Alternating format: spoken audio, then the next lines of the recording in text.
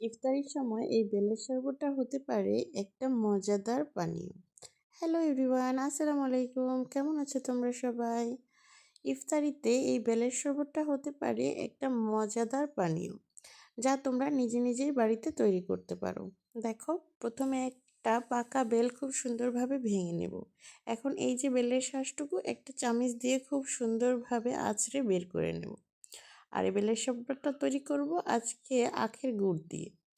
এই যে দেখো, পরিমাণ মতো গুড় আর পানি নিয়ে নিয়েছি। এখন খুব সুন্দরভাবে বেলটাকে খুব সুন্দর করে চটকে চটকে পানির সাথে মিশিয়ে নেব। আর এই যে বেলের কিছু অংশ দেখছো, অর্থাৎ বিচি, এই বিচিগুলো ফেলে নিতে হবে। গুড়টা আর পানি একটু সময় ভিজিয়ে রাখলেই খুব সুন্দর নরম হয়ে যায়। দেখো, এখন বেলটা থেকে আস্তে আস্তে এর বিচিগুলো বের করে নেব।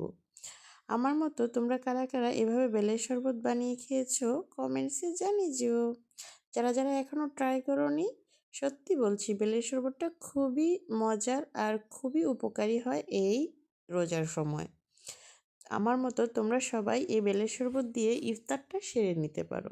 ঠান্ডা ঠান্ডা এই বেলের শরবতটা ইফতারিতে প্রাণটাকে নতুনভাবে উজ্জীবিত করে আর শরীরকেও করে ঠান্ডা। আজকের এই ছোট্ট বেলের শরবত বানানো ভিডিও এই পর্যন্তই। Thanks for watching my video.